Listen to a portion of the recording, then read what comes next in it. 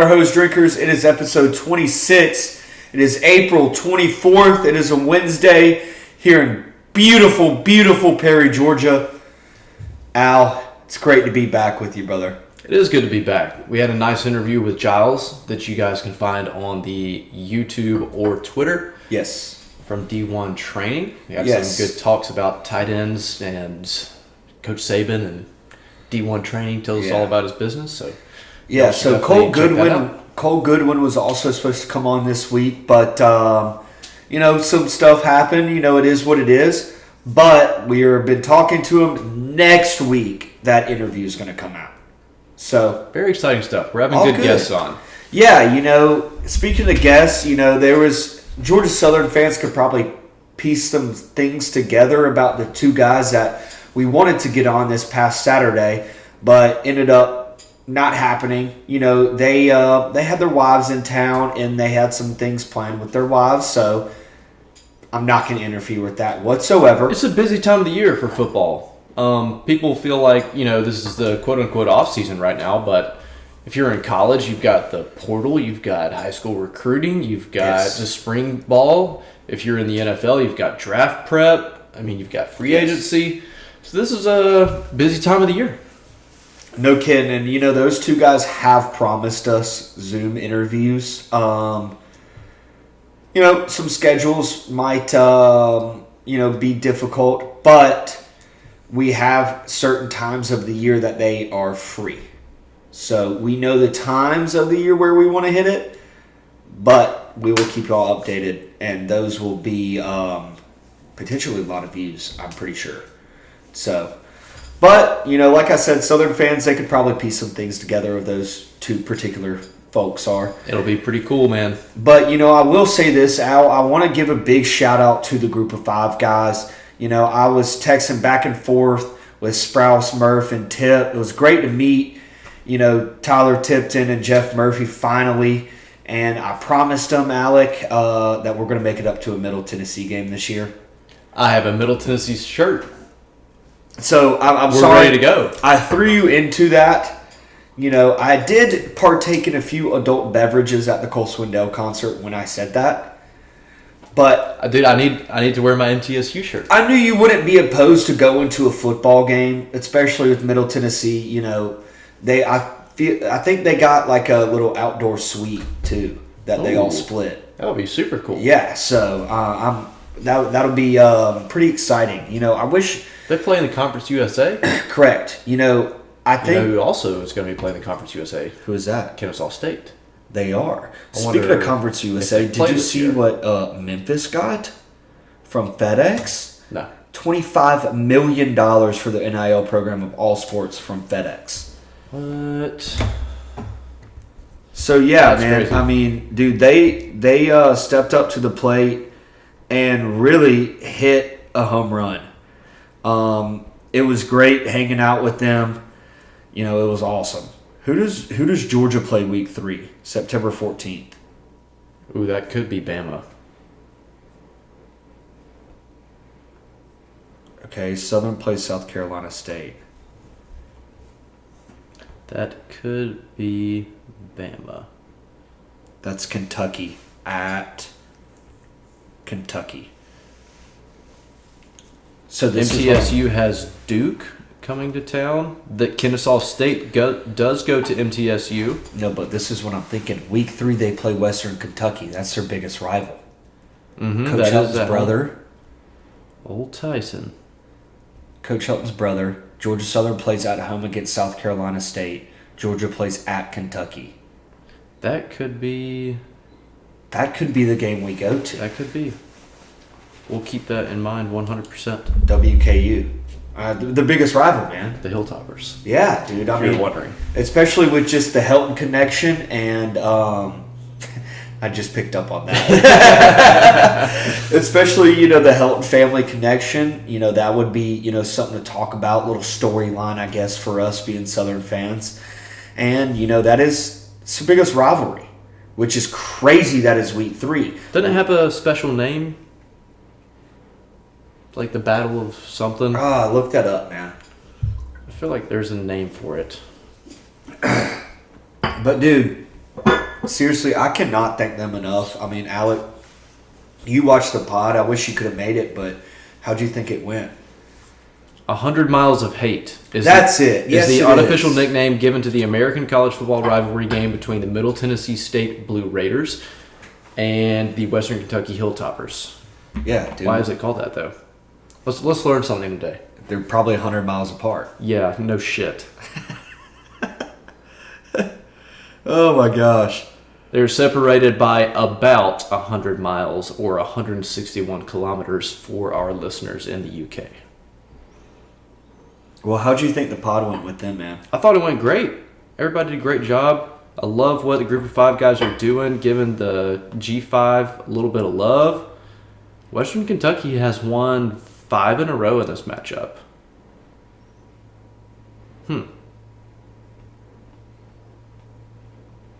Dude, but yeah, I mean, I truly can't thank them enough. But I'll kind of use that to dive right into my recap of the Southern Spring game. If I was a coach, obviously this is my opinion. My opinions usually suck. So I hope this opinion doesn't suck. If I'd had to pick a starter if we played tomorrow, it would be JC French. I think JC looked really, really well. He made several solid throws, but so did all the other 3 quarterbacks. I think they had another guy in the mix too, but don't even know his name. So sorry, don't want to disrespect you, but probably in the portal.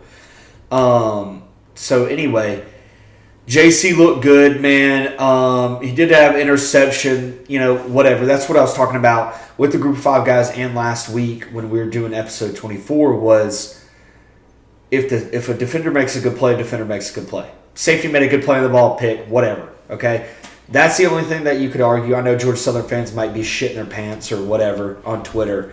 I have muted just about everybody that's negative on Twitter just because I don't want all of that on my feed, honestly. It weighs on your brain. We got to cut out negativity. I don't want to block because I don't feel like I don't want to be really a dick, so I'll just mute them so it just doesn't show up on my Block timeline. is aggressive. Yeah, I don't. It's like I don't probably like if I met the person, I'd be like, all right, man, I probably don't dislike you, so I'm not gonna block you. You see what I'm saying? We also have to keep in mind that some people are just trolls and they don't actually 100%, 100%. And if me on TikTok, I have 100% done that, where I say something that I don't mean just to get a rise out of somebody else. Oh, for sure. I mean, I've said stuff on this podcast that probably is just like, all right, man, like that's a hot take, but like you're just saying it. You know what I mean?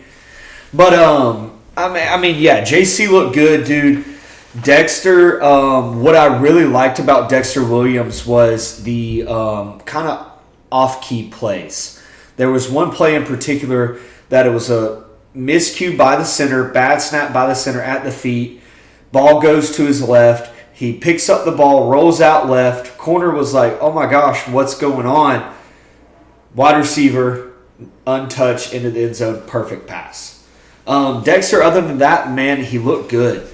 Looked good, utilized the feet a lot. Of course, nobody's hitting the quarterback, so, you really can't see much of, how he is running the ball. But he's quick. He's quick. David Dallas, great.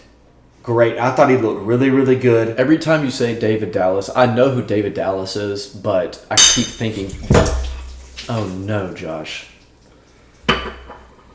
Leave it in. Leave it in. Where's it? Oh my gosh, dude. Do we have napkins? I got a towel. Oh my gosh. What is going on? What is going on with me today? This is ridiculous, people. Shit. That's why it's a bar and that's why you keep towels. Dude, I'm sorry, dude. I'm such a piece of shit. I always think about DJ Dallas every time you say David Dallas. DJ Dallas went to Miami. He was a running back. I think he went to Glen Academy. Glen Academy in Brunswick. We got some Glen Academy brothers out there. Shout out Banks and Twistle. He was on that football team. One of the greatest punters of all time. Yes, from Glen Academy. Could have gone pro, but just didn't want to. And Davis Reyna, one of the all-time fans of Glen Academy football. And what you would say the greatest golfer in their history? His older brother might have him. Oh, yeah. I forget about Dylan. Dylan's pretty nice. Hey, I just texted Matt Sprouse, too, about the WKU game. He said that should be a good one to go to. Should be an awesome tailgate. Sweet. See how they do it in Tennessee. Yeah, well, dude, Murfreesboro, man. I got a... So I told you I have the bucket list to go to all now 16 SEC stadiums. It was 14. Okay. What are you at now? I only have 3 right now. I'm not very... You've been to Ole Miss, Georgia, and Alabama. and Bama. Okay. I only have 3, so I got some work to do. I really want to add one this year. You haven't been to Jordan-Hare? I've never been to Auburn, no. Wow. And then, to go to I've been to several... And then cocktail Florida's, parties. yeah, I was about to say that. So, I would just have to wait for, a good game to be in Ben Hill Griffin. I've been to Georgia, Ole Miss, Jordan-Hare. Yeah, I've been to 3 as well. Nice. So anyway, dude, David Dallas, it was great seeing him after this whole mishap. So sorry, if you're on Spotify, I just knocked over a adult beverage. But yeah, dude, David Dallas, it was good seeing him back out there. I thought his arm looked good. Deep ball, I was really impressed with his deep ball. Just to see, after a couple shoulder surgeries, just see how it holds up. Tyler Budge, I was really impressed. Still, probably going to pick up the red shirt this year, which would be great. But there's no lies about the kid's deep ball at all, man. It's legit. Kid's 18. 18 years old. Solid. So, wide receivers look good. I don't think we're lacking. Budge just got the fudge. No. Budge is... I don't know if that works. I don't think that works. But all right, I'm workshopping it. Yeah. We're pending on a nickname for Tyler Budge. But wide receivers look good, man. There's a lot of depth in that room. So, I think there's a lot of different guys that can catch the ball. But Josh Dallas really stood out to me. Twin brother of David Dallas. I think he had over 100 yards and 2 touchdowns in the spring game. Dude, big body, 6'1". He's a thick 6'1". But he's a great route runner. He's quick. You're not going to beat him on the ball. Anybody in the Sun Belt, dude, not going to beat him on the ball. At all. Maybe somebody at Ole Miss. But as a whole, anybody else on the schedule, dude, he's shoving your ass right over. The Dallas Twins, 2 names to remember for the Eagles this fall. Correct. And, Tyler Fromm. He's a beast. Enough said. Dude, he's a monster. I hope we utilize the tight end more this year. Especially in the red zone because he's going to be an absolute threat, dude. But also, he's a good blocker. Forget about that. He's a good blocker. We were lining him up in the slot a little bit too at the spring game, which I was like, oh shit. That's dude. The modern tight end. Got to be versatile. You got him and Dallas out there at the same time, dude. You got 2 guys over 6 foot. From obviously being 6'5", but Derwin Burgess looks great. LV transfer from Oklahoma, great. Dalen Cobb is going to be a name to really look out for in the wide receiver room. I said it last week on our pod, me and you, and with the group of 5 guys. I think this guy's really going to take over the Caleb Hood role, in my opinion. He's going to be all reliable. All reliable. But, there's a lot of guys that can catch the ball. The defense usually wins spring games, okay? I think we were good about physicality in the trenches, but obviously it's going to be hard to tell how good the trenches are until you get to the game. Spring game's only going to tell you just a little bit, It's kind of hard. But the linebackers, it's still early. I'd like to see us improve from last year, which I think we will. But in the secondary, dude, we got a lot of depth. We got a lot of dudes that can play. And the biggest thing, when I was looking at the roster, we got a lot of guys returning, which is crazy. We didn't lose a lot of guys of course, we got this portal, that is open right now. We're probably going to lose some guys, probably going to get some guys, right? But from last year, we didn't lose a whole lot of people on both sides of the ball, which is great. I am worried about a little bit of the depth in the trenches, but I'm not worried about the depth in the wide receiver room, running back room, or the secondary at all, dude. Big one for me in the secondary is Chance Gamble. from Fitzgerald, Georgia, was at Kennesaw State. He's a corner, white boy. Chance Gamble. Yeah, dude. I got an opportunity to meet his parents, actually. Super, super nice people. Very humble people. You know, they didn't really talk about him much. You know, I was asking questions because I was curious. You know what I mean? But great people. I think he comes from a good home. And, dude, he really impressed me in the spring game, honestly. Good deal, dude. Such great intel. I didn't have nearly that many takeaways from the Georgia spring game, to be honest. Well, it helps when you're there and watching in person. Yeah. So I didn't actually get to watch it live, so I've just watched replays and highlights and stuff like that. But yeah, dude, to get dogs are gonna dogs. Yeah, that's all you need to do. I'm not worried about Georgia this year, man. That was my main takeaway from the Georgia spring game. Dogs are gonna dogs. You know, to Cole Swindell concert. I actually got a cool story for you. So me and good family friend Ben. Ben Lott, shout out Ben, we love you. Me and him were in the line for the old pisser at the concert. Red Akins just got off stage. Buddy, unbelievable. Red Akins was awesome. Got a bone pick with him, though. He didn't play my favorite song, Old Dirt Road. So we're sitting in line for the pisser. Guy accidentally bumps in my shoulder. Oh, sorry. And I was like, holy shit, you're Red Akins. Did you tell him that he didn't play your favorite song? Dude, I was so in shock. He walks away to this little private thing where they were at, and I was like, we started to follow him, and I was like, oh, yeah, we can't go in there. I was like so in shock that it happened. I was like, no, you're good. And I was like, no, my bad. My bad, dude. My bad for standing here. But Cole Swindell put on an absolute unbelievable concert, dude. Had a great time.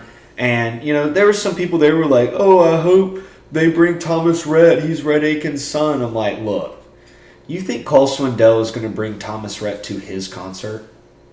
Where obviously if Thomas Rhett kind of had a fall off. I know, but if Thomas Rhett goes up on that stage, he's going to probably be the biggest star on that stage with the females. I would say that Cole Swindell's probably made it a little bit. Right now, currently, yes. Currently, I would say bigger than Thomas Rhett. Do you want another? My point being, do you want another big star to walk up on that stage with you when it's your night at your university? Nah.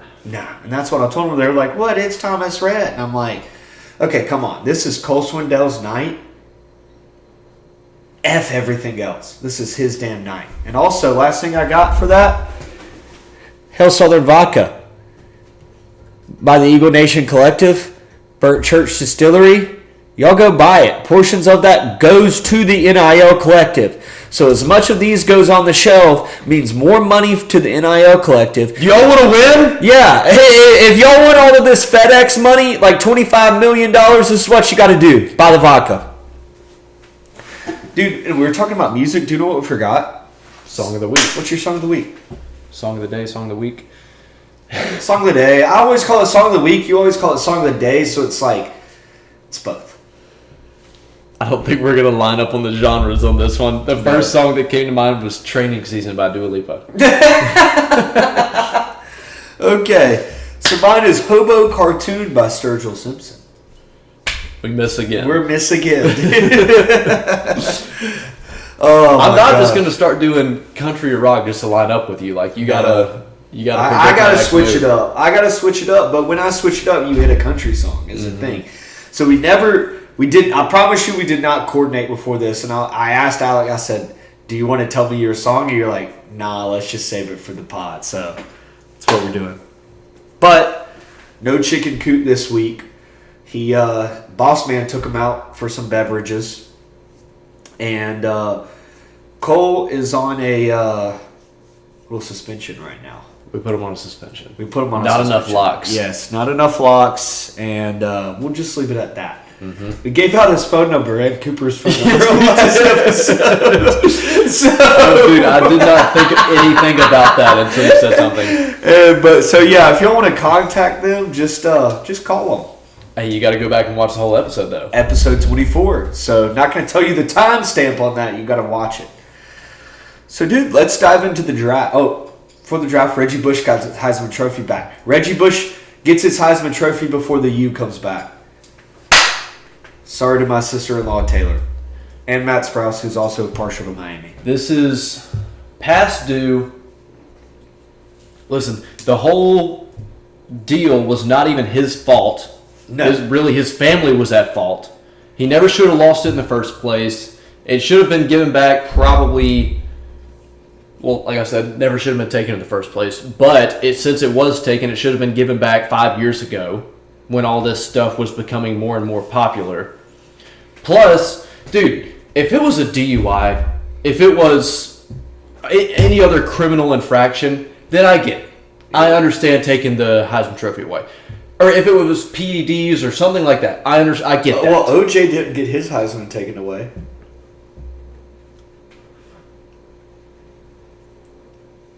You know what? That's a fair point. That is actually crazy. I guess because since it didn't happen when he was in college. Fair. Is that how that works? Yeah. You can do whatever you want after you win it.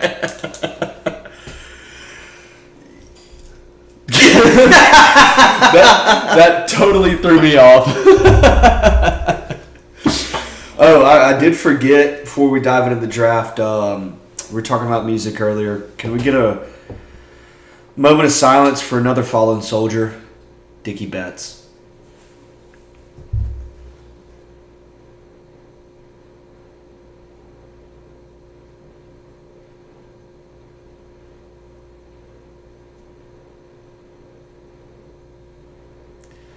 You know, man, Dickie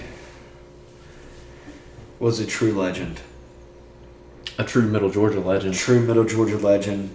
Do we consider Macon Middle Georgia? You're from Macon. Do you consider... Macon is Middle Georgia. Man, I feel like Macon, Warner Robins area is Middle Georgia. But, like, technically, Houston County is more in the center of the state than Bibb County is. Mm-hmm. Technically.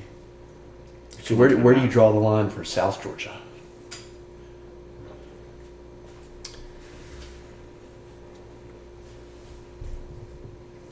What's the county south of here?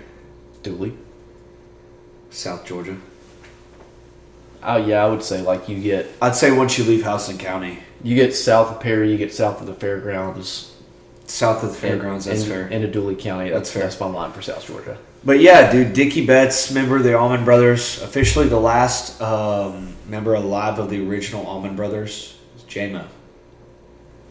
So, J-Mo's actually performing this weekend with the band that he still travels with. But yeah, dude, Dickie, all-time legend. Al, we're going to have to go.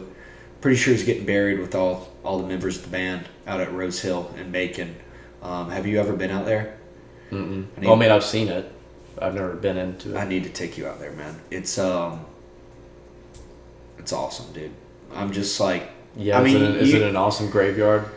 Dude, it's just like... Sorry, that was just graveyards bumming me out. Come on, dude. No, yeah, dude, but it's just really cool just, like, seeing them, and it's just, like, going to the big house. Like, if you go to the big house, you got to go see the gravesite. Mm-hmm. And it's just, like, you know, obviously, Allman Brothers is my favorite band of all time. Like, there's no question about that. If I could pick one people's music to listen to the rest of my life, it'd be them. And it's just, like, I feel like I'm, like, with them. You know what I mean? Like, playing the music, like, being in their house and, like, at the gravesite. Like, I don't know. It kind of gets me a little emotional in a way. Like, is that weird? No. It's an icon. Like, it's just the music I grew up on listening to.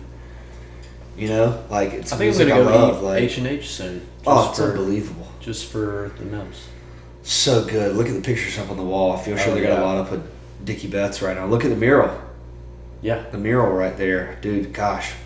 But yeah, we'll dive right into the NFL draft. So you got anything that's kind of standing out to you right now in the draft? I think we are in for a turbulent top 10. Okay, how so? I think we're going to see multiple trades. I think that the Falcons are a candidate to trade out of 8. I think the Chargers are a candidate to trade out of 5. To get people that want quarterbacks? Mm-hmm. Okay. I think the Commies could possibly trade out, which they just gave away Sam Howell, so they probably need to go ahead and take a QB. Where did Sam Howell go? They sent him to the Seahawks, right? Really? Let me fact check that. I'm pretty sure. Interesting.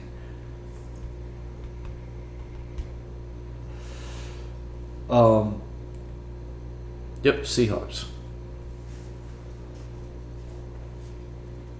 Well, yeah.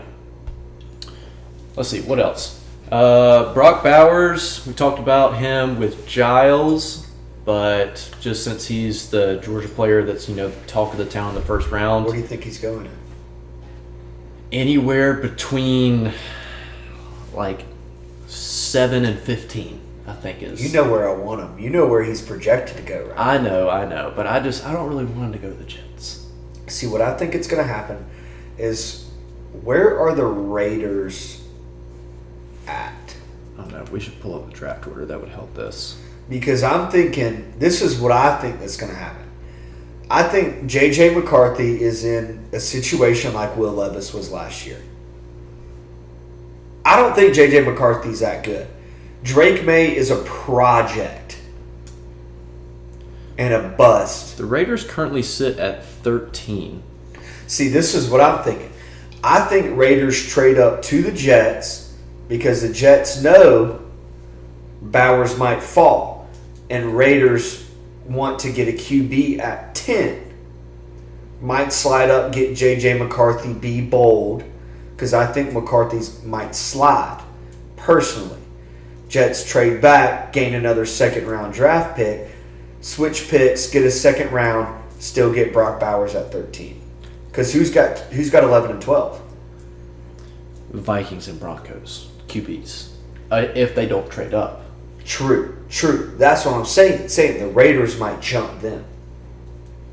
I think the Vikings if and they the don't Broncos. trade up. I think the Vikings and the Broncos are going to be trading up. But I think Bowers goes 10 to the Jets. That's really what I'm hoping for, man. For me, ideal landing spot for Brock Bowers, for me, is if I could just pick where he goes. I don't want him to go to any of these teams. I mean, is Jets not the best fit for him right now to be successful year one? Yeah, dude, if he's still there at 17 and the Jags don't take him, he's not going to be there at 17. I would be livid. But if he makes it to 18, Bengals is a perfect landing spot. Ooh. Sorry about you, Irv Smith. Okay, yeah. Bengals is a perfect landing spot. Do you see that T. Higgins and Trey Hendrickson requested a trade today? Mm-hmm. Saints would be a good landing spot. So that could be some packages for the Bengals to maybe trade up. Colts would be a good landing spot, but I would be pissed having to play against them twice a year. Could the Bengals trade up to a team like maybe Atlanta? I think the Falcons are going Dallas Turner. Maybe the Chargers at 8. Maybe the Chargers pair it with T. Higgins, and load up. Try to trade up to the Chargers and maybe get Brock Bowers at 5 or wherever they're picking. I know this is going to be... I'm just kind of spitballing here, just like think of the teams that need a wide receiver. Like Giants are probably going to go O-line. Chargers, they could probably just use just about anything. Tennessee, same way. Atlanta, same way. Bears, obviously same thing. But Atlanta... Bless you. Bless you. You only get 2. So Atlanta, I think at 8, if they don't trade out, Dallas Turner is a real option. And I think Dallas Turner is going to be the first defensive player off the board. Here's how I think it goes. This is assuming no trades. Assuming no trades at all. Caleb Williams 1, Jaden Daniels 2, Drake May 3 to the Pats. Jaden Daniels to the Commies. Marv goes 4 to the Cardinals. Neighbors goes 5 to the Chargers.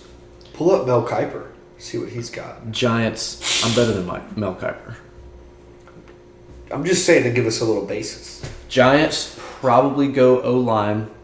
Could be Joe Alt there. Titans probably go O-line. Could be Faltanu. Well, the from Chargers Washington. could go O-line and get Joe Alt if they stay. That is true. I think that they go Neighbors there. Or the Especially Cardinals. they lost Keenan Allen and Mike Williams.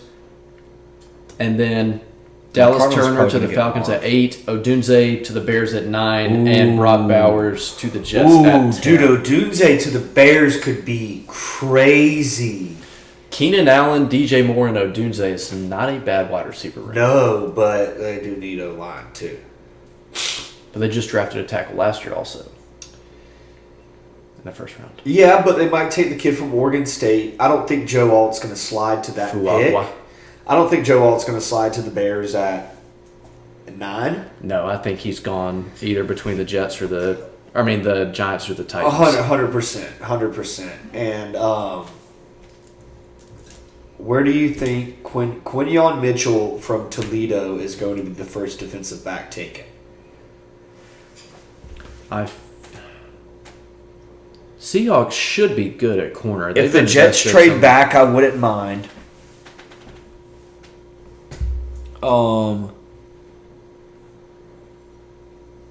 Saints maybe. Raiders. I think if Quinyon Mitchell slides, I could see the Jags maybe taking him, dude. I think Jags are taking. I think he's going to go to the Colts, though. I really do, because Colts need help in the DB room.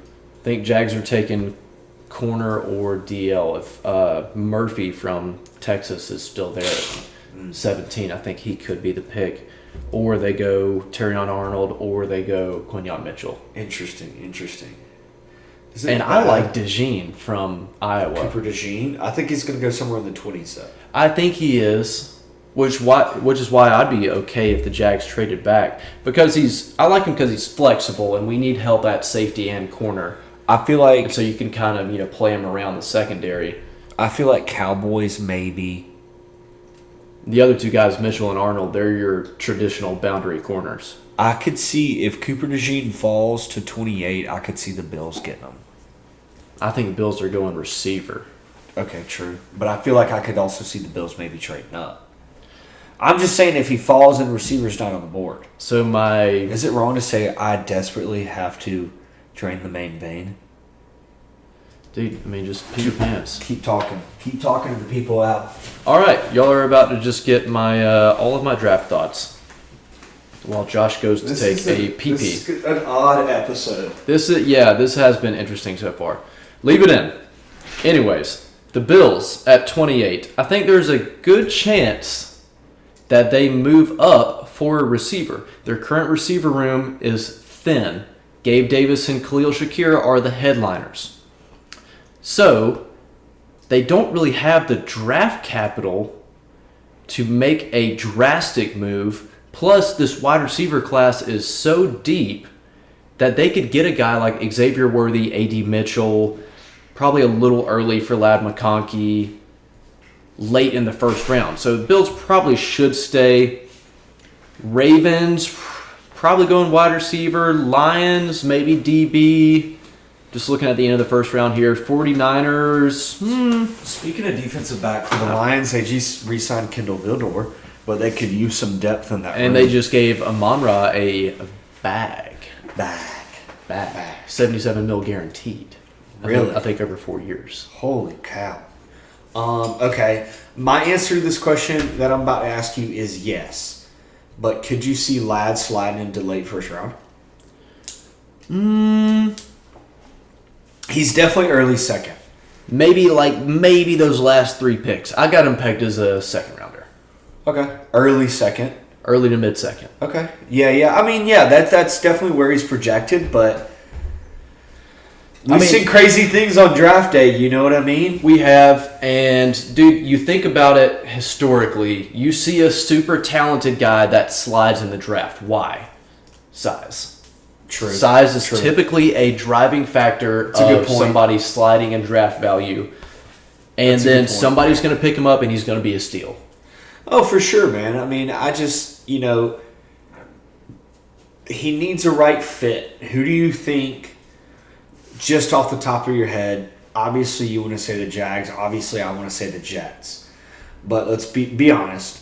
Who do you think is a right fit for Ladd McConkey? It's a crazy thing. I don't really think he's a fit for the Jags right now. Well, I'm just saying, obviously, we want him on our favorite Oh, teams. yeah. Well, of course I want him.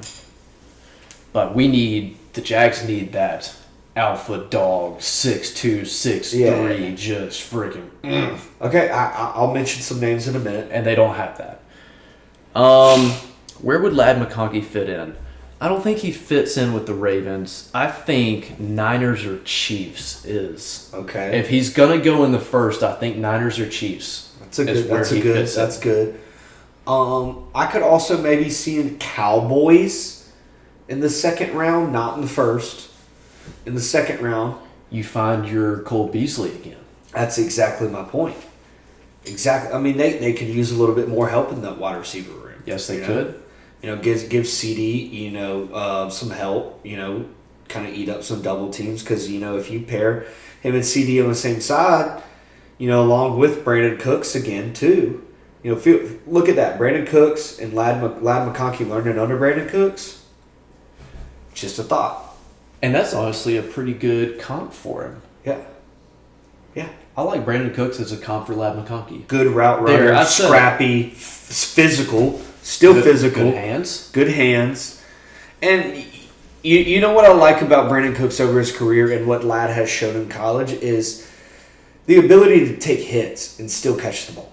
Mm-hmm. And they're not shy away from blocking. You're not shying away from the big hits. It's just Ladd has been physical over his years at Georgia. I don't know how my brother Jack would feel about a Bulldog on the Cowboys. I'm sure he would get over it pretty quickly. CD, he's really an good Auburn route fan, runner. Dude. I forget he's an Auburn Dude, fan. imagine trying to cover CD and Ladd McConkey and twins on one side. And Brandon Cooks, and you still got Michael Gallup. But two guys I want you to look out for kind of later in the draft for the Jags. Because you're talking about a big body receiver. Of course, this is a late rounder. Obviously, you want that bona fide stud in the first round, potentially. But Malachi Corley out of Western Kentucky. Sam Pinckney out of Coastal Carolina. Telling you, big bodies. I think that Sam Pinckney, is probably going to be more of a project. Malachi Corley is more pro-ready. But I feel like those are two group of 5 wide receivers to look out for. So, the Jaguars absolutely, in the first 2 rounds at least, do not need another project. We do not need potential. 100%. We are past that point. Jets are the same way. And the franchise where you're making playoff pushes now. You're not building a team. You're not building a core of young players. We've got our core. We need somebody that will come in and contribute to the team's success right away. I feel the exact same way. And I feel like the most likely player for that in the first round is either... If you stay at 17. If you stay at 17, Arnold or Mitchell. The 2 corners. Okay. I think that's the best. Okay, so third option if they're not there. If they're not there, Murphy, D-tackle from Texas. Okay. I can't remember his first name. For the Jets, Brock Bowers at 10 if he's there. If not, offensive tackle from Penn State or offensive tackle from Oregon State. Those are your 3 options. Byron Murphy the second. I knew it was Byron Murphy. The thing is, if Bowers is off the board, kid from Oregon State's off the board, I could see an Odunze's on the board. Holy shit, you got to get Odunze. I think you got to take Odunze right there. Yeah. But, obviously that's just, those are really my 4 guys. If Odunze's because I think Neighbors is going to be off the board within the first 7 picks. If Odunze's still on the board at 10, big time watch out for the Jets to trade out of that pick. If Odunze and Bowers are on the board at 10... Somebody's going to want to jump. Oh, if Odunze and Bowers are on that board at 10, trade the fuck out of that pick. And there's another request King's ransom. Oh, no kidding. No kidding. Yeah, I'm super pumped. I will be watching. So, yeah, we just got a nice text from Cole Goodwin. So, shout out to Cole. He, next week, 100% locked in for an interview with him. Let's go. So got a good text from him. But yeah, dude, I mean, who are maybe some later round guys that you're looking for, that just guys that stand out to you in general? Not necessarily that you want the Jags to get, or if you do want the Jags to get, or just like some guys, dude, like this guy might go in the 3rd or 4th, but he might be good. I'll do you one better, Josh. Why don't we both do a mock draft real quick for our respective teams? Okay, we'll start with the Jags. We're just going to go to PFN Mock Draft, Pro Football Network. I like their mock draft the best. They got a good format. We'll go 7 rounds. Oh, it should be good. You're on 11 here, just so you know. Oh, yikes. Everything's not charged. That was not great preparation. Does that phone charger right there work for your iPhone? Yes, it does. Another brief interruption to the show. This has been That's not even working. hectic episode. This has been hectic. Oh shit, it's picking. They got the Jets taking Fashanu at 10. With Bowers off the board? With Bowers off the board. Okay, I'll The take Chiefs that. are offering me a trade. I'm not trading with those rat bastards. And the 49ers are offering me a trade. Reject both. We're taking our guy. Oh, wait. It accidentally took Brian Thomas Jr. for me. Hold on. We got to restart. Good God. I'm absolutely unraveling here. Time to lock in. All right, this mock draft has everything going how I expect it to. It actually has the Giants taking Brock Bowers at interesting. 6. That's interesting. I'm good right now, thank you. Putting in a fresh one.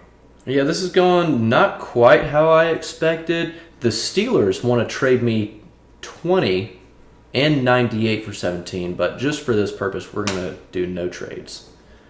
Okay, so this still has Dallas Turner and Fashanu available. Oh, Dallas Turner at 17? Good God. What about Quinyon Mitchell? Is he still on the board? Yes, and that is going That's to be absurd. our pick. We get our second boundary corner opposite of Tyson Campbell. Yeah, Quinyon Mitchell's Quinyon still Mitchell. on the board. He's the best corner in the draft. Instant starter. We love that. We're fine with that. He's a day one starter, dude. He's damn good. It's got the First Bills group of taking 5 player A.D. off the Mitchell. board. See, this is where things tend to get wacky. The second round and following there. Lad McConkey to the Texans. Interesting. Oh. Bo Nix to That the would Raiders. be insane.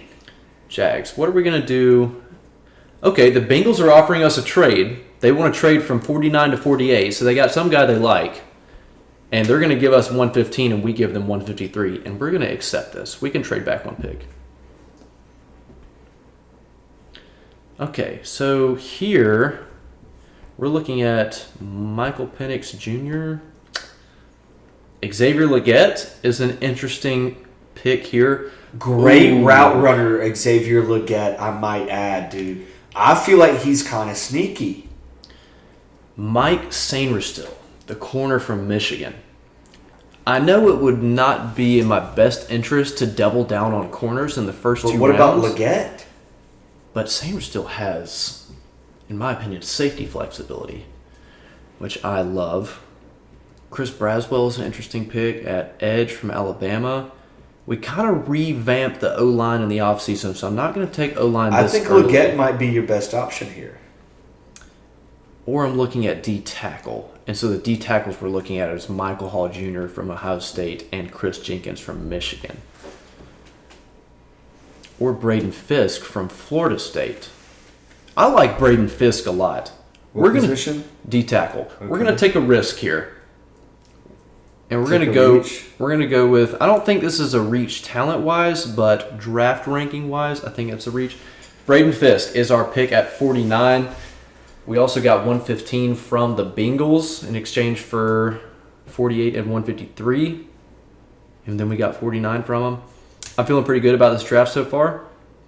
Next time I will do it where it cycles through the picks faster. You got to do that before you start the. Mm-hmm. Gotcha. Xavier Legette goes to the Jets. See, that's a guy that I'm looking out for the Jets too. All right, so we've made some big additions to the defense here early. We go corner and D tackle in rounds 1 and 2.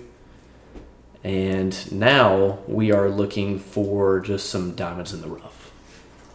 Look at me. Oh, thank you for coming back to my level. You're welcome. Does this make you feel better? I almost started laughing because I was looking up at you at one point. Kalen Bullock, safety from USC, is there. We could do a full revamp of this defense. I don't love anybody else on the board right now. I feel like let's take one of the best players available that also makes sense. And in my opinion, that is Kalen Bullock, the safety from USC. All right, so we got 3 defensive picks in a row. This is just how the draft shook out. This may not be the ideal scenario, but we're doing the best with what we were given. We stacked a couple of picks. We got 3 picks in a row here. So this is about to be a big moment for the franchise. All right. Do I want to go defense again? 3 picks in a row here. Who's on the board? Josh Newton, corner from TCU. Cade Stover, tight end, Ohio State. Audric Estime, running back, Notre Dame. Tyron Hopper, linebacker from Missouri. Jared Wiley, tight end, TCU. Michael Pratt, quarterback, Tulane. What about linebacker? We could go for an off-ball linebacker here. That would fascinate me. But you got 3 picks in a row. We do have 3 picks in a row, so let's just start freaking firing bullets. Tyron Hopper, linebacker, Missouri. You are a Jacksonville Jaguar. We could bring in Cade Stover to be behind Evan Ingram and be the blocker that Brenton Strange was supposed to be. And with our 3rd consecutive pick, let's take a flyer on somebody. Let's go find a receiver. And I'm going to go with Jacob Cowing, the receiver from Arizona. So our 4th round picks, I went 3 in a row. Tyron Hopper, Cade Stover, and Jacob Cowing. Interesting. Did you see that Jalen Rashada got the crystal ball to Georgia? I did. That's interesting because I know that Kirby wants to go into the year with 4 scholarship quarterbacks. We're at 3 right now. Rashada would be our 4th. So that's definitely something to look out for.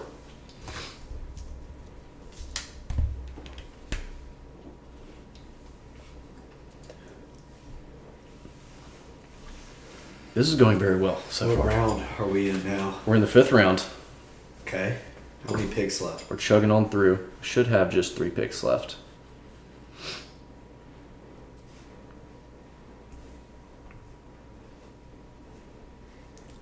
See if I see any dogs going. Tyke Smith in the 5th to the Bills. Interesting.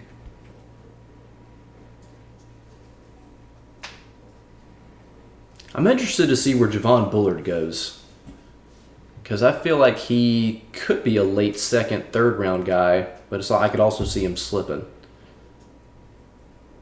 I like Aniyah Smith, wide receiver from Texas A&M. Let me think of he gives me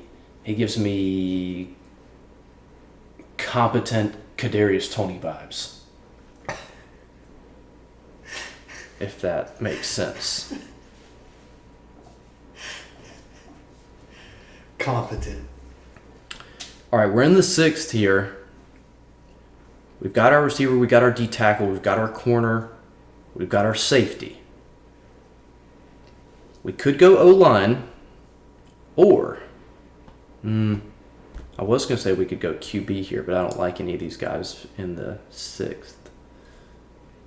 I think we go O-line here. Let's find somebody that we like. And we will be selecting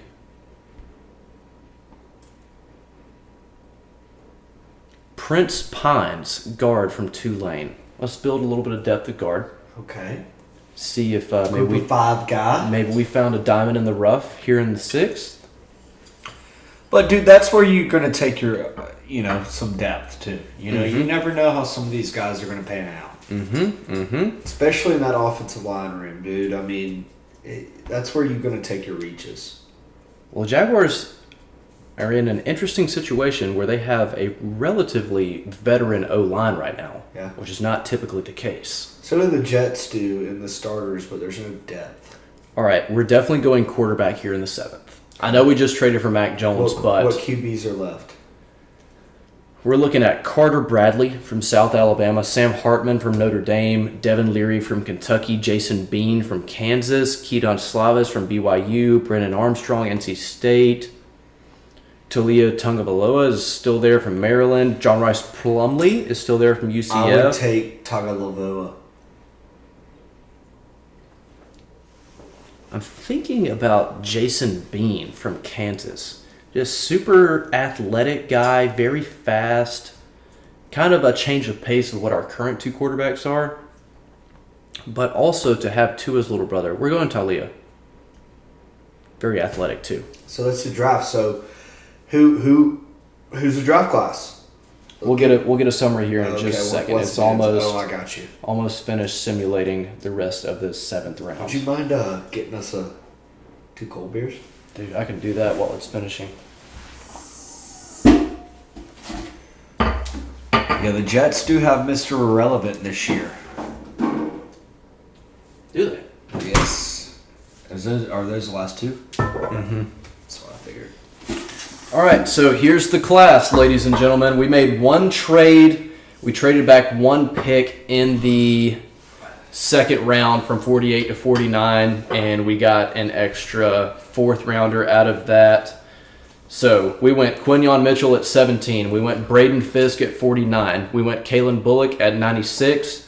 Tyron Hopper, linebacker at 114. Cade Stover, tight end at 115. Jacob Cowing, wide receiver from Arizona at 116.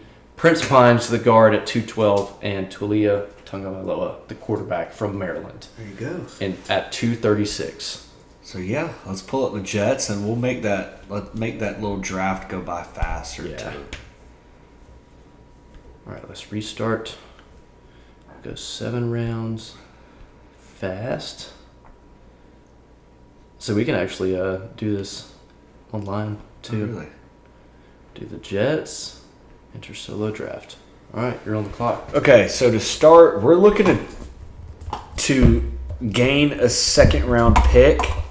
So we are looking for a potential trade. Right now, the Raiders are trading us to trade back 13. Can I see who's on the board?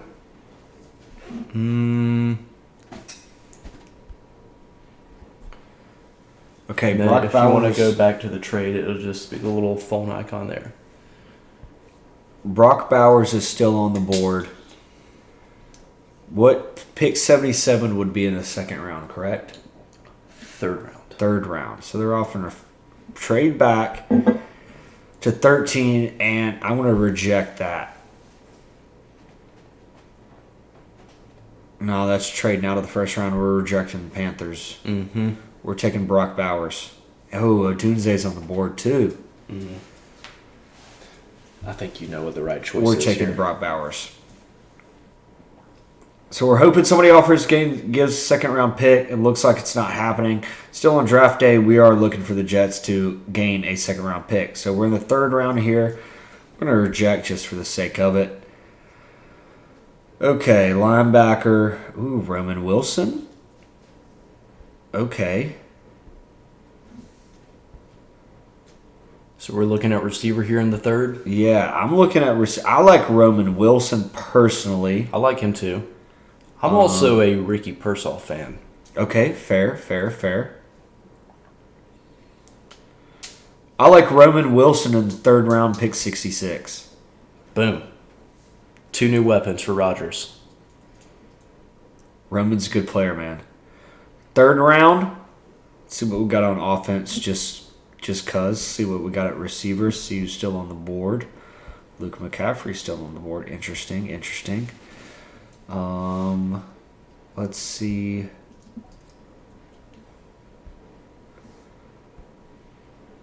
Let's see what we like here. There's a lot of defense. Wouldn't mind a safety here. But also, We're in the 4th round. We're going to lay off. We're going to go defense. And we're going to pick Jaden Hicks, maybe. Safety, Washington State? Yeah, that's what I like in the 4th. I like it. Okay, so I definitely want to go O-line here. You got Bordellini, the center. Is that how you say We that? don't need a center.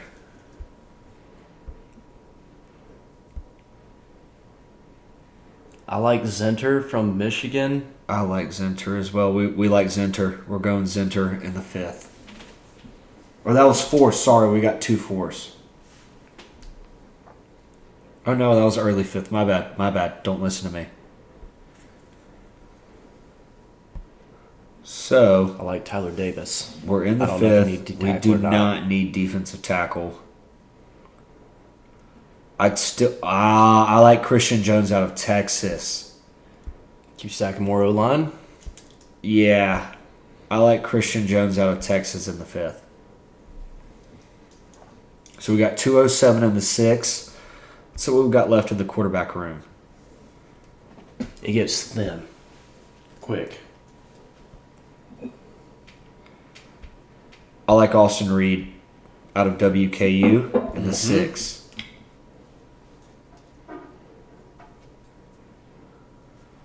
So next pick we got is Mr. Irrelevant. No trades, unfortunately. Dejon Edwards, Who's going to be Mr. Irrelevant, Alec? Tajon Edwards has got to be. No, you're good at running back. Should be Yeah. good. I kind of like Hergel.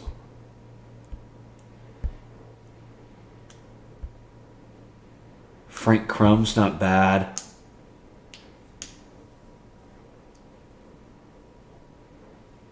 Frank Crum is going to be Mr. Irrelevant. Frank Crum. So yeah, to give a little recap, Brock Bowers at 10, Roman Wilson at 72, Jaden Hicks at 111, Zach Zenter at 134, Christian Jones at 185, Austin Reed at 207, and Frank Crum at 257. I like that. I mean, the only thing, I know we were looking to get another second rounder for the Jets. Yes, Or, I mean, yeah. a second rounder, rather. Yes. But, I mean, And if I no wanted- trades happen, I think that's a good class. At the Zach Zenter pick at 134, I liked Michael Pratt on the board, but we haven't taken an offensive lineman yet at that time when we were doing the pick, so you had to fill the need. Definitely had to. But also, if Jordan Travis maybe slides in the 6, if you've already filled that need at offensive line a little bit in the draft, wouldn't mind Jordan Travis. I wouldn't mind that either. Well, what do you want to do next? We got, here, we'll actually go ahead and flip the Spotify. Brief pause for those of you watching on YouTube. Is it bad to say I gotta pee again? Dude, what's going on over here? I had the slug and schlobes. I've been drinking so much water today. I love doing mock drafts. I've done at least 12 to 15 during this draft season. And I will likely get a couple more in tomorrow. I agree. So maybe I will screenshot and Josh can post those on Twitter. Let's look at the full result of this little simulated mock draft. It goes Caleb Williams, Drake May to the Commies, Neighbors to the Patriots at 3 before Marv, which is crazy. Fashanu at 5 to the Chargers, Jaden Daniels to the Giants, Joe Alt, Latu, the edge from UCLA going to the Falcons. This would be a crazy one. And they had the Jags taking Quinyon Mitchell at 17. So we love that. What do you think, Al? Do you think Jaden Daniels is pretty much a lock to the Commies? I don't think he's a lock. I think that Drake May could be I the think guy Drake May there. goes to the Pats.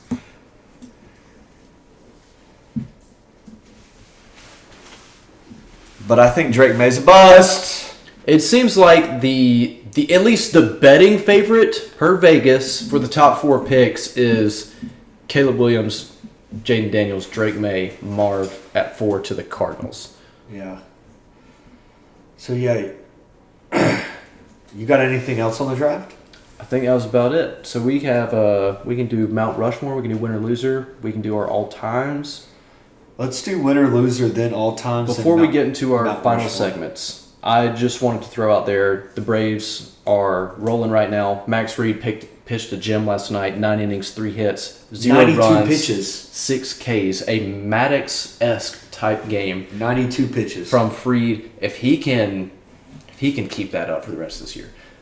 Because the Braves now need a pitcher that opposing lineups fear, which was Strider. Yeah. But Fried can be that guy. We've seen him be that guy plenty of times. 100%. And last night, he was that dude. Braves moved to 16-6 on the year. Yeah, so little Dogs baseball. You want to give a little update on that? Those are my winners of the week. Oh, okay. But no. I'll just go ahead and say. No, let's do winner and losers. Okay. All right. So my winner of the week is the Diamond Dogs. They won 4-3 over number 5 Clemson in 15 innings last night. It was not a series, just a 1-game event played at Foley Field in Athens. The Diamond Dogs ranked 20th. That was going into last night, so they could move up this week. I think they're 29-10 on the year. That sounds right. Big win last night versus Clemson, man. Diamond Dogs are 29-10. They were ranked 24 last week with that win over number 5 Clemson. They go to Texas A&M. Breaking news? Kind of a big update. Ooh, that is a big update. Okay, yeah, Diamond Dogs go to number 1 Texas A&M this weekend, so that is a monumental series for how the rest of their season is going to go. Breaking news. This has just come across our desk. Greg Sankey, commissioner of the SEC, dismisses Super League rumors. He brushed it off while talking college Super League, emphasizes the success of current landscape. That I love to hear because that, of course, is just a headline. Oh my God, I don't want a Super League. I will literally cry. Yeah, if that happens. That's ass. Yeah. That's ass. So who's your loser of the week? My loser of the week is the Broncos. And this is not even something they did recently. The Jets had to trade Zach Wilson in a 6th-round pick to get a 7th. Yeah. Or sorry, Zach Wilson in a 7th-round pick to get a 6th. Yeah, that's wild. So I was, it's still recording. Okay. So I just saw this graphic showing the trade details from the Russell Wilson trade that they made back in 22. First off, Russell Wilson played 2 years with the Broncos. He was cut earlier this year. He went 11-19 in 30 games. The Broncos received Russell Wilson and a 2022 4th rounder, which turned out to be Ioma Uwarzuriki. Who? I know that I butchered that, but he's a rotational D lineman. The Seahawks received Drew Lock, Noah Fant, Shelby Harris, 2022 first, which turned out to be Charles Cross, 2022 second, which turned out to be Boye Mafe, 2022 fifth, which turned out to be Tyreek Smith, 2023 first, which turned out to be Devon Witherspoon, and a 2023 second, which turned out to be Derek Hall. No. That's so bad. Dude. So the Broncos got 2 losing seasons and a D lineman that will likely be cut within the next 3 years, and the Seahawks revamped their entire roster. So they're probably drafting a quarterback this year. Most likely. Yeah. I think J.J. McCarthy to the Broncos makes all too much sense. See, I feel like that with the Vikings. Yeah, but dude, just Sean Payton just sucks. And I think J.J. McCarthy sucks. Yeah, him and Drake May both suck. Drake May does not. Drake May's good. So my winner of the week is Josh Dallas. We talked about it earlier. Mm-hmm. Over 100 yards, 2 tugs in the spring game. I thought he was a big player that stood out to me a lot. loser of the week is Drake, the rapper. Because him and Kendrick Lamar are in a little bit of a beef right now. And Drake put out a diss track using AI, Snoop Dogg, and Tupac. What? He wrote the lyrics apparently and used AI, and I thought that was kind of dumb. And if you're going to put out a diss track, man. How did it get proven that he used AI? How did that come about? Because he put it on himself. So he admitted to using AI? Yeah. Oh. And it's like AI of Snoop Dogg and Tupac. Oh, rapping. what? That's lame. Yeah, we can't play it on YouTube, but... Yeah, that's super lame. Yeah, I know. It was kind of lame. All right, yeah, that's a loser of the week if I've ever seen one. So, all-time teams, do we want to go Georgia Southern first or Georgia? Dude, you go ahead and roll with the Eagles. So, this is our all-time Georgia Southern football team. We did not do offensive line. We threw in a couple D linemen, but mainly it's just quarterbacks, running backs, receivers, tight end, corners, safety, couple linebackers. Yeah, all skills positions and then 2 edge rushers is what I did. Yes. So quarterback, obviously Tracy Ham. No question about it. Your running back 1, obviously Adrian Peterson. Knock those 2 out. Running back 2, Jerick McKinnon. Look for a little halfback toss. Mm-hmm. Wide receiver 1, we're going to go B.J. Johnson. Wide receiver 2, we're going to go Monte Crockett. Caleb Hood. And also I threw in a wide receiver 4, Miles Campbell. People that remember, dude about 5'6", but could fly.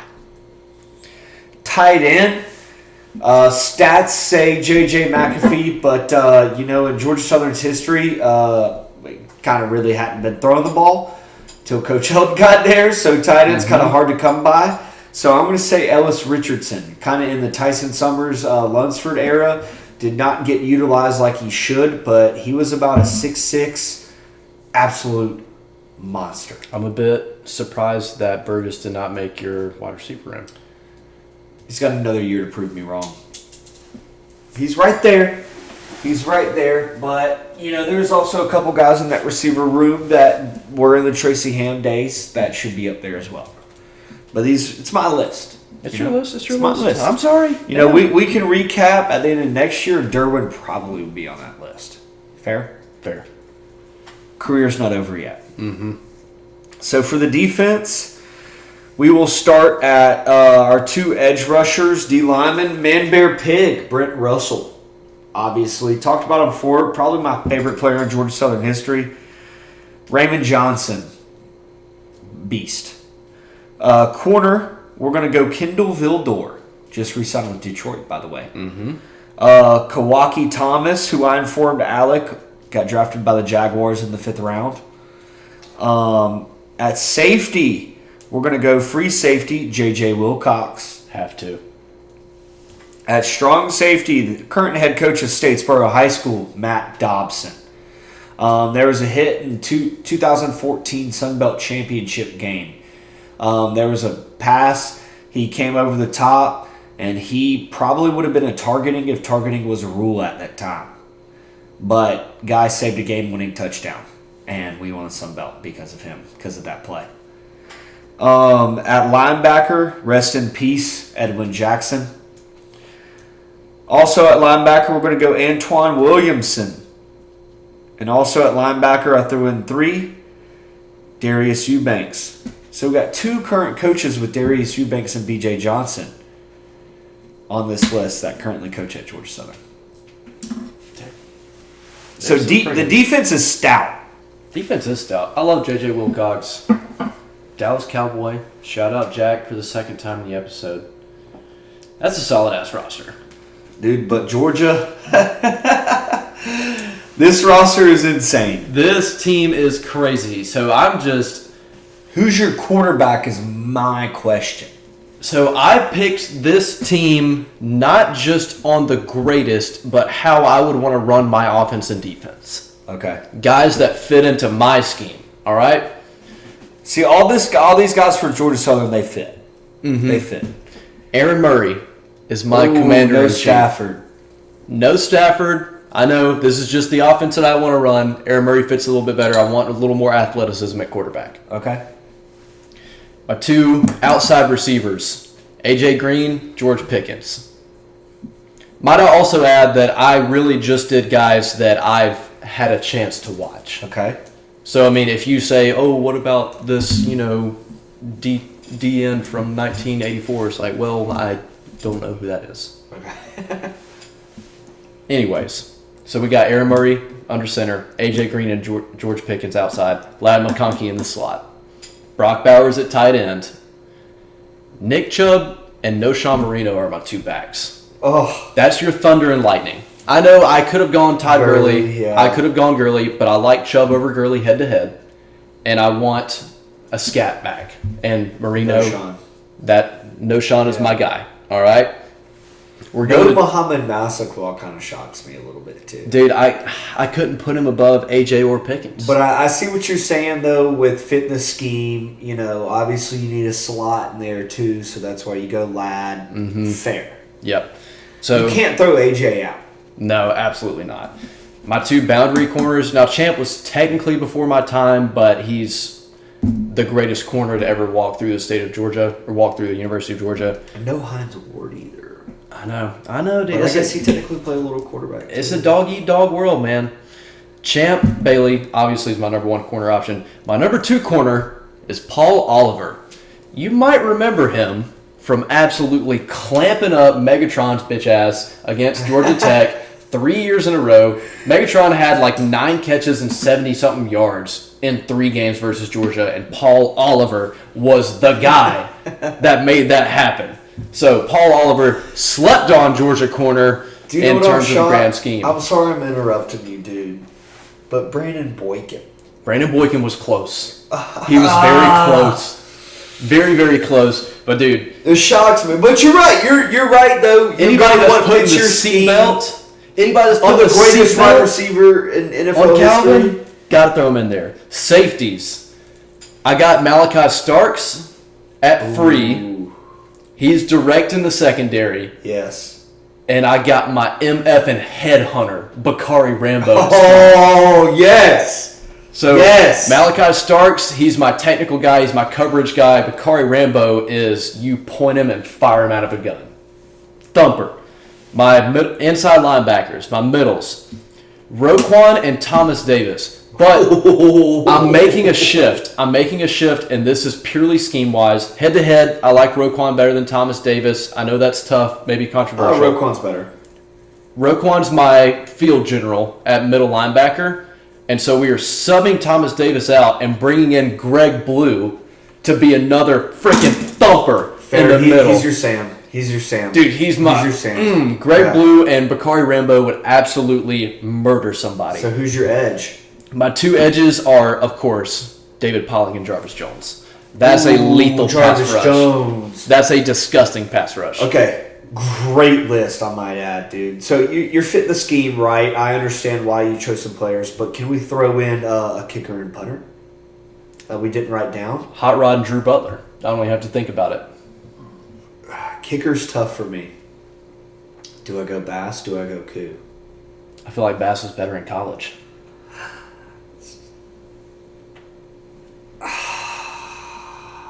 See, I feel like Koo was better in college. I don't know. I mean, I can't think of their stats side by side off the dome, but I feel like Bass had more big moments. Bass was your kickoff guy too. Mm-hmm. So for the sake of that, I'm going to take Bass because you also get the kickoffs with that. I think Koo, I don't know if he still does kickoffs for the Falcons. I think he's just strictly field goals. Punter, Terry Harvin. Duh. No questions asked. Terry freaking Harvin. Next question. Is my punter. Like, we love you, Terry. We love you, Terry. We got to get him on the pod, dude. It's long overdue why we haven't gotten him on the pod. Banks Entwistle would have been my punter for Georgia Southern. Hopefully Alex Smith could be that guy. Aussie. Oh yeah. Dude, Aussie kickers, they're becoming a big deal. Okay, back to the spring game. We did not see him in the spring game. Don't know if he's hurt. Don't know if we just didn't want to do anything. Michael Lance did transfer from Georgia Southern, and he's in the portal. Holy shit, we need to fill the damn kicker role, dude. Kicking was rough. Bad. And if Alex Smith goes down the punter, bad. See, I wonder what the transition is like for, obviously, punting coming from rugby from Australia is more of a natural. Yeah. I like him as a punter, man. I like him. But I wonder if it's that big of an adjustment to be a place kicker. I don't know. I don't know if he has a soccer background. I know he's got a rugby background. And dude, tennis background. He was a pro tennis player for that. I know you know this, but just having mentioned that, there is a very wild misconception that if you can kick a soccer ball, that you can kick a football. 100%. It's completely different motions. No, so, sure. I mean, dude, I tried. I really did try to kick a football, and I can't do it. Or you're hitting different parts of the ball, and it's obviously a different Yeah, you ball. got different foot position. You got a different, like, swing angle. And, yeah, it's not the same. So, we need to fill the kicker role now in the portal. And I feel sure it's coming. I know people are going to do their jobs, and I'm not naming any names in the current roster right now. I'm not going to put anybody on blast like that. Not trying to disrespect anybody, but Need a kicker. we need a damn kicker desperately. Can also be realistic. Need a kicker. And a backup punter would be great too, which is crazy to say. Yeah. But let's dive into the old Mount Rushmore. You want to go first? I'll go first. So we did biggest draft bust for our respective teams. So I'll be doing the Jags top 5 biggest draft bust of all time.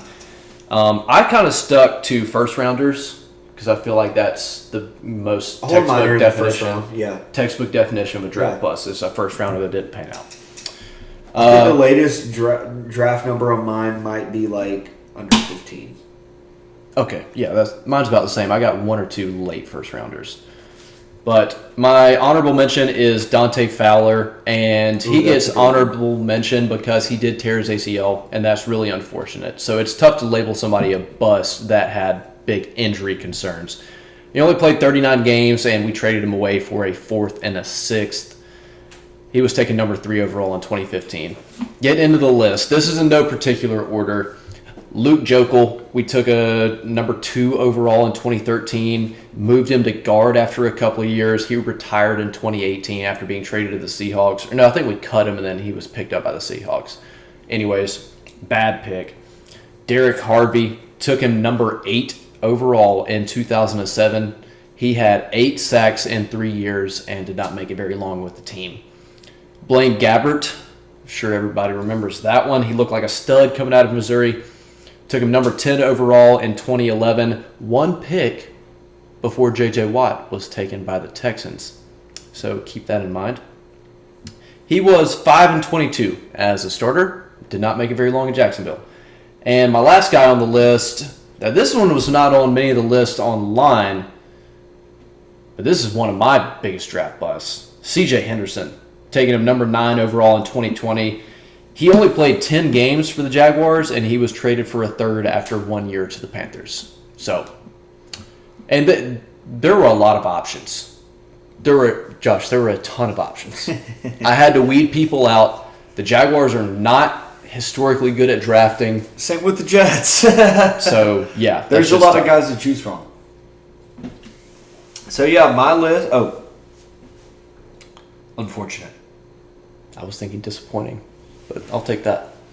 So honorable mention is going to go to Kyle Brady out of the 1995 NFL Draft. Got picked number 9. He was a tight end, and there's a famous video of all the Jets fans booing everybody or Kyle Brady when he walked on stage and grabbed the jersey because Warren Sapp got picked next.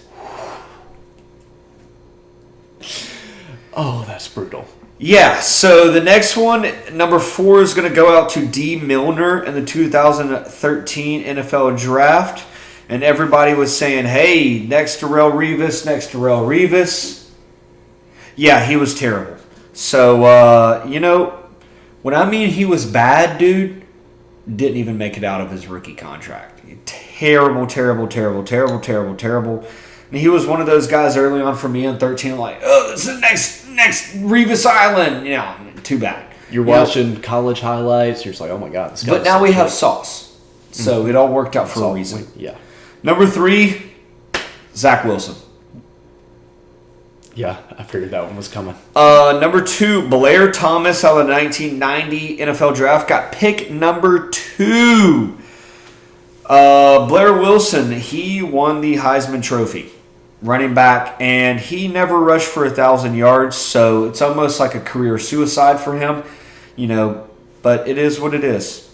You know, drafting a running back at 2, tough. Number 1, I think it's a bona fide. A lot of Jets fans are saying Zach Wilson, but I feel like being drafted number 2, you know, of course Zach did go number 2, but Blair Thomas, you know, he won the Heisman Trophy, so I kind of weigh that more.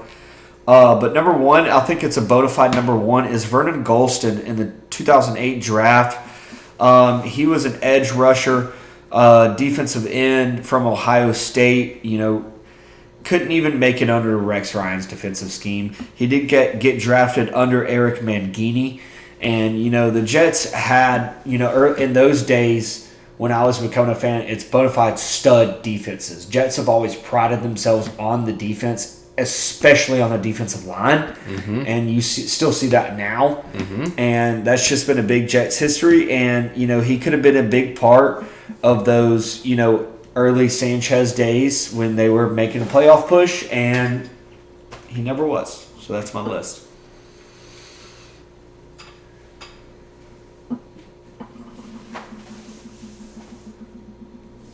The first word that came to mind was pitiful, but that sounds really aggressive. Accurate. I'm going with pitiful. Pitiful. I'm not going to sit here and go on for 30 minutes telling everybody like who we could have taken after all of these picks, because I am interested in now going back and looking at all of that. But I think the biggest one here was Blaine Gabbert going number 10 and J.J. Watt being going number 11. See, for me was instead of drafting Zach Wilson, hold on to Sam Darnold and get tackle for the Lions right now from Oregon. Penei Sewell. Yeah, went number 3. Yeah, that's tough, man. So, yeah, you want your quiz? Yeah, give me a quiz. So, people don't know, we're keeping in between quizzes. I'm going to give Alec today 7 things, and the years are between 1997 and 1999. So, number 7, Brian Daughtry gets drafted number 1 overall in the NBA draft.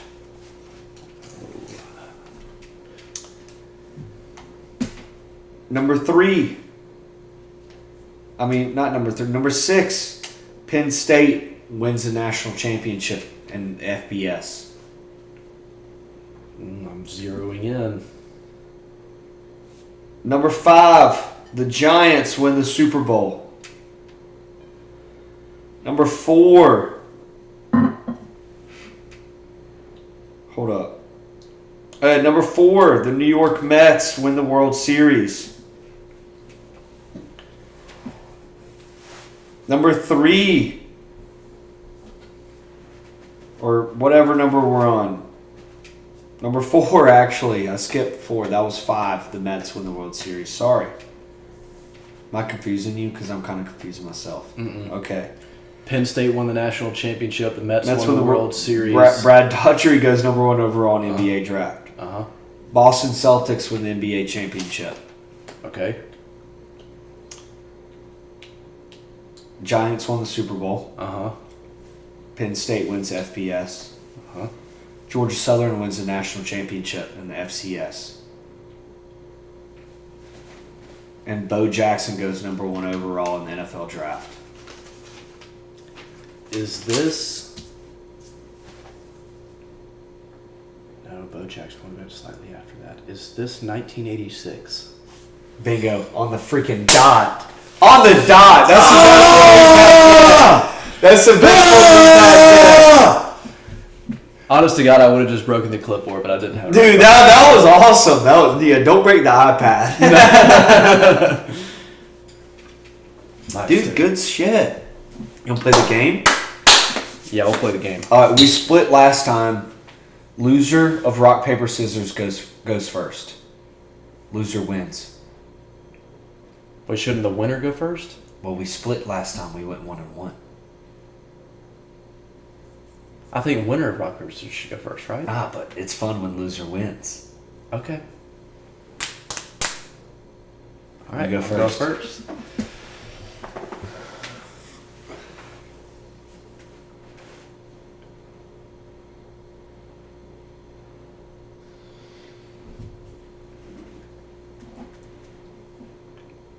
Let me think, man. Let me get deep in my bag here.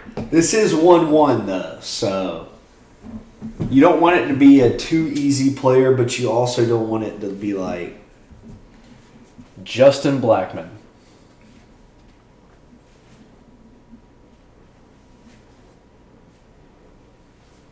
Is Josh Gordon wrong? Did they go to the same college? I don't know what college Josh Gordon went to. No, that's not right at all, actually. Because Josh Gordon went to Baylor. Mm-mm. So I'm technically wrong, but like I did kind of pose it as a question. Is that fair? Or did I take the L? We'll just keep going. Okay, Justin Blackmon. Justin Blackmon.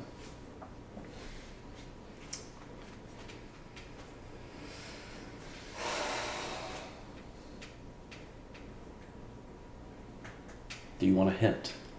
Sure. Played wide receiver. I thought that might help you a little bit without being too much information. Kawaki Thomas. I don't know who that is. Dude, we talked about this earlier! Oh, Oh, he was the guy that the Jags drafted. Okay.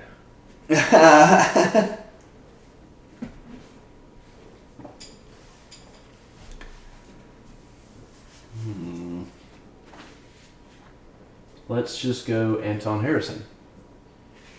Okay. Andre Sisco.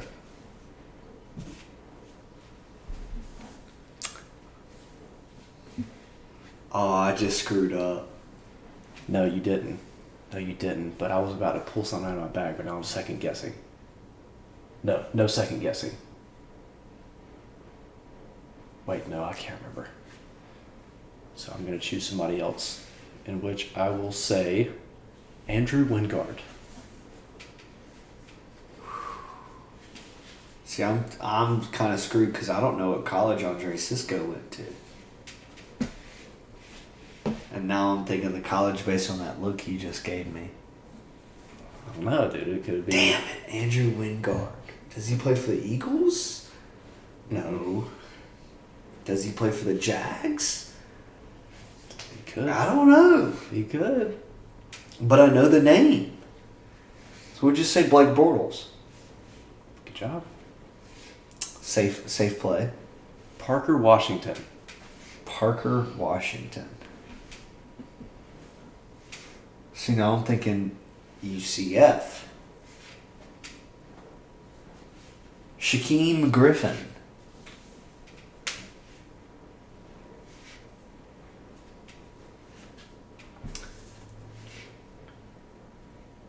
How do I put this delicately? Is Shaquem the one with the... Or was that Shaquille? Shaquem. That would be incorrect. Shaquem never played for the Jaguars. Damn it! Okay. Alright, redemption. Redemption? So I'd either got to guess a pro team or college of this said player. Javon Baker.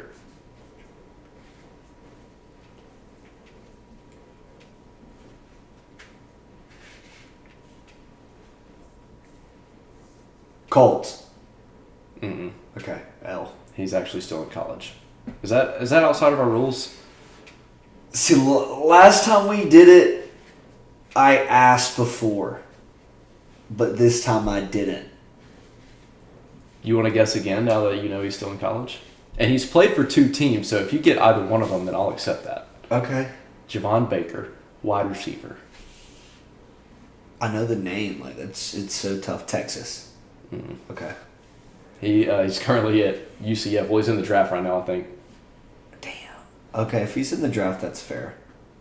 He transferred from Alabama. That's completely fair if he was in the draft currently, because the draft's tomorrow. Yeah, I wasn't going like just No, he's an NFL player. If he's in the draft, he's an NFL player.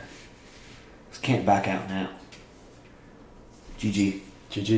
Sorry, palms are a little sweaty. You get nervous. Dude, yeah, my adrenaline starts rushing in this game. But yeah, good episode. We got a lot of stuff 26, in. That was a kind of an odd episode. But so after this, Giles Amos interview. So hope y'all stayed with us throughout this close to an hour and a half. But we appreciate it, and stay tuned for Giles Amos. Stay tuned for Giles Amos. Love you. What's up, everybody? This is Alex Smith. We are back on episode 26 of the Water Hose Drinkers here with my good friend, cousin, brother, and co-host Josh Bevel, and we have a very special guest today, Giles Amos, making his second appearance on the pod. You're now the second person to make multiple appearances correct. So that's a pretty big deal. How you feeling today, Giles?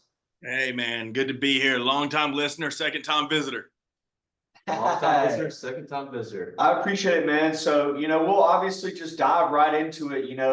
You obviously are now a business owner. Kind of tell the people, what the business is, what you do, all that good stuff. Yeah, man. So we just opened up a D1 training here in Macon, Georgia, 1625 Bass Road in the North Macon Plaza. We are located in the same shopping center as the Old Navy and the Bells. The reason I say that is that's the only way that we can get people to recognize where our location is. However, yeah, man, we're an athletic-based training facility. We start with ages 7 all the way up till you want to train. So we have different programs. So our rookie group is going to be 7 to 11 years old. Our developmental group is 12 to 14. Prep is 15 to 18, and then adult is 18 plus. So basically, essentially what we are the place for the athlete. So anybody who walks in our doors, we consider an athlete. Whether, like I said, whether you're 7 years old, or whether you're 60 years old, you're an athlete in our eyes. If you have a goal in the fitness industry, that qualifies as an athlete.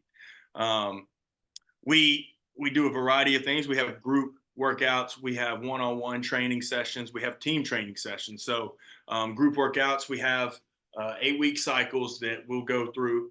At the end of the 8 weeks, we'll test you. So you get to see the progress you start at to where you finish after those 8 weeks. On one-on-one training, we'll do it in a certain, depending on your timeline. You might want to come once a week for 12 weeks. You might want to come 3 times a week for 4 weeks.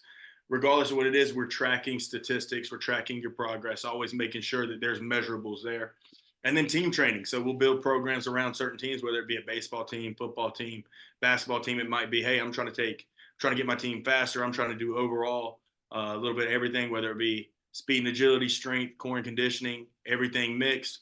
That's what we do. We whatever your need is, that's what we're here for, to help you reach the goal that you set for yourself. Awesome, man. And so you don't really focus on one particular sport. If there's a soccer player, tennis player wants to come in, get bigger, faster, stronger, then sign up. Absolutely. Yeah. So like our group sessions, that's just overall athletic based training. So it's not just for football. It's not just for basketball. It's just overall athleticism. So all of our workouts are based off of a 5-star program. We start with a dynamic warm up. That'll be out on our turf, and then we'll go into performance. So performance is going to be speed and agility work. For our scholastic programs, which is going to be the rookie Devo prep, it's going to be speed and agility work. So whether it be linear, lateral, whatever it may be, explosion drills that day. For our adults, it's a little bit different. Our adults typically aren't trying to make it to the league. So that'll be a little bit more of an extended warm up. So Mondays and Thursdays are lower body, Tuesday, Fridays, upper body, Wednesday, Saturdays, full body. So depending on the day, it's almost an extended warm up, including weights, getting those muscles loose, getting those muscles ready and then getting you ready for whether you get under the squat rack, bench, power clean. We're doing a little bit of everything, man. Like I said, there's no age limit to what an athlete is. You said earlier, about measurements. It seems like, you really have an actual science and using, modern day analytics to really track the progress of each individual person. Yes, absolutely is. And Alec knew me in high school. I was not the brightest of the bunch. I learned more through athletic training about science than I ever did sitting at a desk in high school. But yes, we use science. We're science tracked. We're science based. You can't measure something that you can't track something that you don't measure, I guess is a better way to say it. So that's why we always start off when athletes come in, we have an initial assessment where we're getting all of their, whether it be squat, bench, power clean, whatever it is, we're getting that initial base so we can track the progress that they make throughout. So we say, hey, 8 weeks has gone by, you've increased your bench by 25 pounds. Imagine if you're doing this for another year and sticking to it, staying consistent, because nobody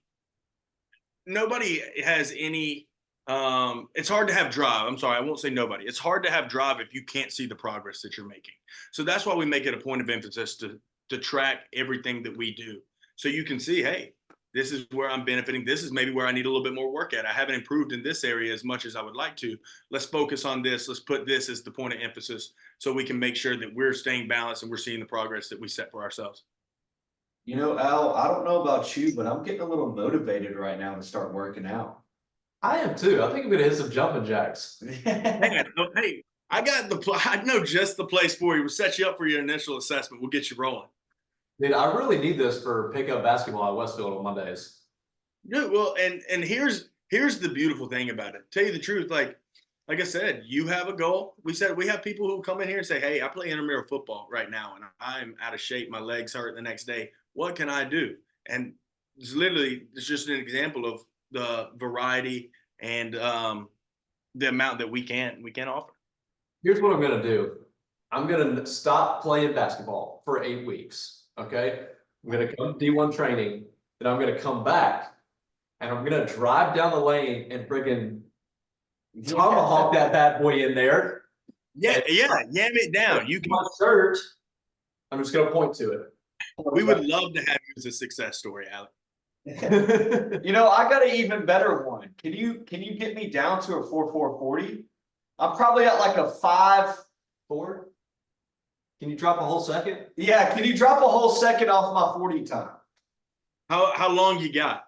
How much time you got to drop that? I mean, we got the NFL draft tomorrow, so what you think about 24 hours? I'm not one to make false promises, but I'll do what I can do. No, man. I mean, it's really impressive. Last time we talked to you, you were just talking about, you were really trying to get things going. It seemed like, what did we talk to? August, maybe July. I know it was around the start of football season, I think.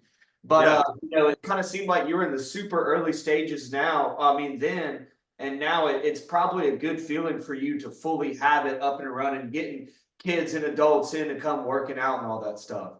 Yeah, dude, it's awesome. It's really cool. It's really been a 2-year process from when I left Nashville, moved down here, took the job at Stratford, and then all of that time, D1 was in the background of all of it.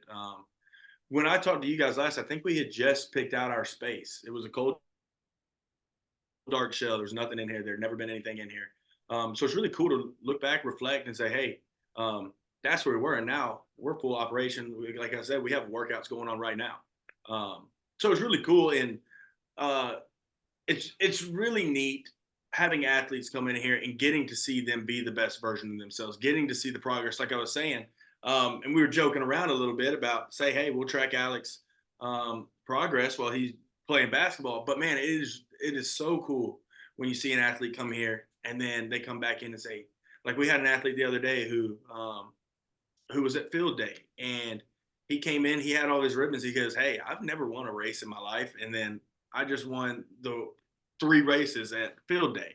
Now, whether we're a small part in that or not, it truly reminds you of why you do what you do. And it's not, there's no self-gratification, and it's you're giving, you're serving others, you're helping others be the best version of themselves.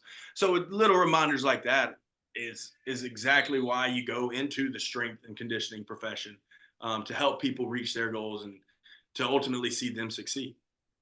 Especially, for that kid, I bet it was such a good feeling for you just for them to say thank you.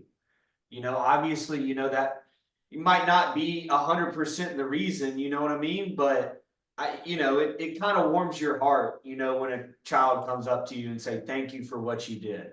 It sure does, dude. And like I said, it's just a reminder of why we get up out of bed every morning and come to the facility and do what we do. And I love it. It first started the first time that I realized that this is what I want to do with my profession was when a kid in Nashville, an athlete that I had trained, he invited me to his award ceremony. He was all region, all state, and he invited me, and I wasn't even thinking about it. I said, man, it was so cool. Just even though I was just a small part of what he did, just um, him thinking enough to invite me to that. And that's when I said, okay, I'm not in the playing field anymore. That time I didn't think I'd ever play again, but I was out of it. That was my competitive edge, is helping people reach their goals and ultimately get recognized for their performances. Not to mention, everybody that walks in the door knows that you can not only talk the talk, but you can walk the walk. I mean, you were a D1 football player. You went and played professional football at Mexico. You've got all this experience, all this athletic background, so you know what you're talking about. And so I want to segue that to our next talking point. I want to hear your thoughts about Coach Saban retiring. Obviously, you're at Alabama for several years. I developed a relationship with him. So what did that mean to you? What was your gut reaction? Man, I didn't believe it. I have a friend, his name is Gibb Staley. He went to he went to Ole Miss. I guess the University of Mississippi. He went to Ole Miss, and he's a big Bulldogs fan though. And he would always say he's a big Georgia fan. And he would always say, "Oh, Saban's done. Saban's retiring." Well, I was in a meeting about this time. I guess it was a random Wednesday night, and my phone's blowing up, and it's a text from Gibb, and it says Saban's retired. And I thought he was just messing with me.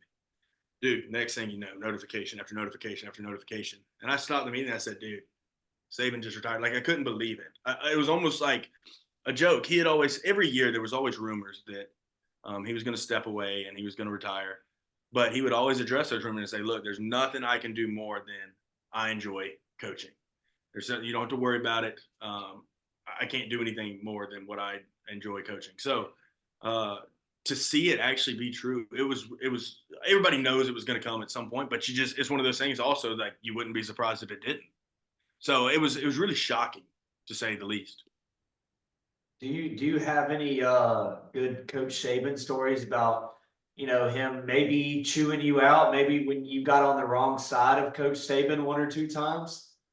Man, I do, and this is the one I always go to because it was the most humbling experience. It was LSU, it was rivalry week, and it's an intense week. Like, there's no room for mistakes, there's no room for error. It's LSU, Alabama.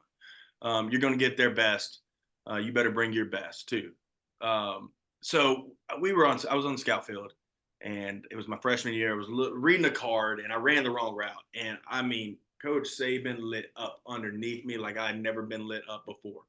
And dude, I walked away and I was scared to go back in. I said, I do not want to mess up.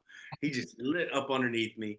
But it was also a humbling moment. It was like, hey, it's one of those things where the coach doesn't get on to you. That's when you should probably worry. Now, whether he was just mad that I was messing up his drill or he saw the potential in me, who knows? But fast forward to 4 years later, I'm sitting in a team meeting. Coach Saban's putting me on scholarship. Still to this day, what I consider the best day of my life, the coolest thing that has ever happened to me.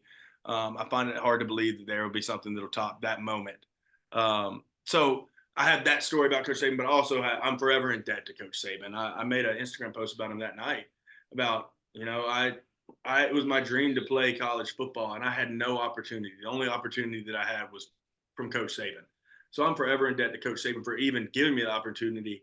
And then you add on top getting to be a scholarship player, starting as a walk-on, earning a scholarship, getting to start a couple games. It's just really cool to look back on. So, man, I can't say enough about Coach Saban. His resume speaks for himself.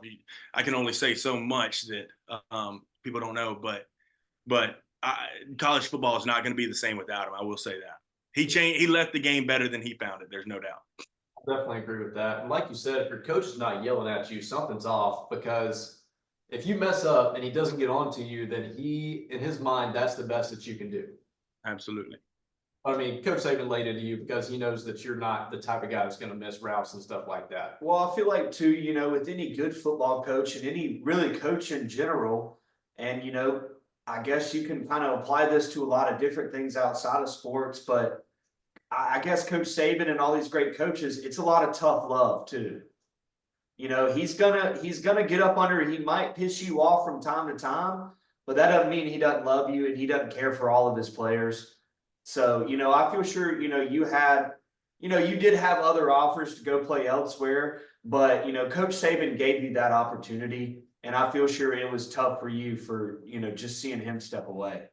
Absolutely, dude. It was. And it's just, like I said, it's still like you almost don't believe it. Like you turn on the spring game, Coach Saban's not on the sideline calling the shots. Like it's still something that'll take a little bit of time to kick in. But with that being said, I mean, I have a lot of I have high expectations for Kalen DeBoer. I think he'll do great. You look at his track record; he's won everywhere he's been too. So, and now he's got the Southeastern Conference athletes in his back pocket. So it'll be interesting. It'll be fun. I don't think it'll be as big of a fall off as other people do. Now, if I say that, don't clip this and put it on cold takes. but I think.